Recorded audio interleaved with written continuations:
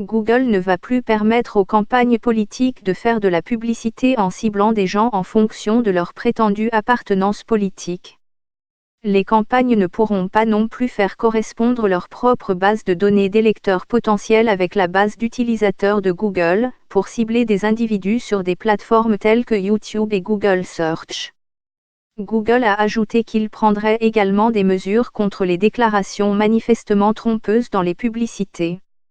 Mark Zuckerberg a déclaré que son réseau social ne vérifierait pas la publicité des candidats politiques ou des campagnes électorales. La nouvelle politique de Google la situe à peu près entre les deux, ce qui suggère une approche non interventionniste.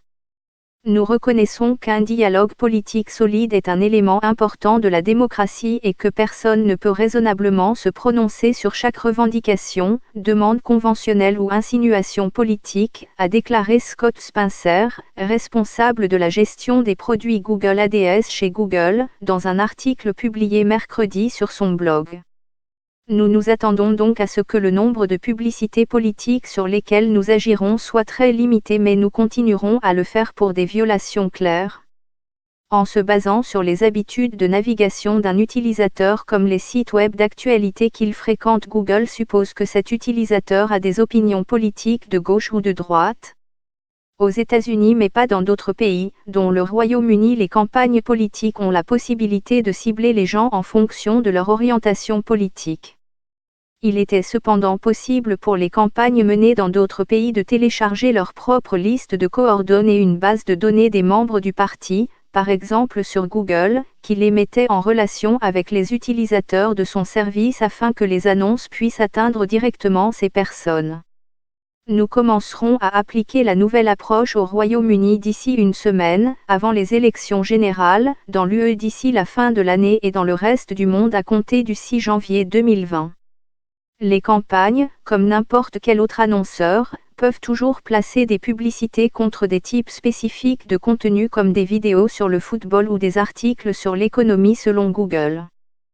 Toute mesure prise à l'encontre d'une publicité jugée contraire à ces politiques sera enregistrée dans la section rapport de transparence de Google. Les détails concernant les annonces supprimées apparaîtront sur la page, mais pas l'annonce elle-même.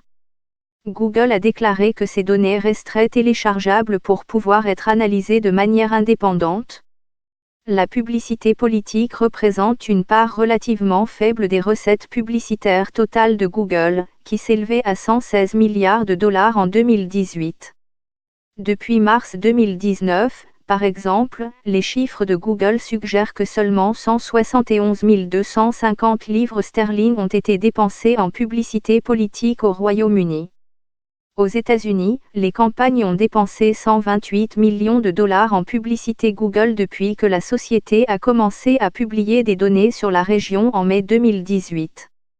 Le plus gros client, le Trump Make America Great Again Committee, a dépensé 8,5 millions de dollars sur Google depuis cette date.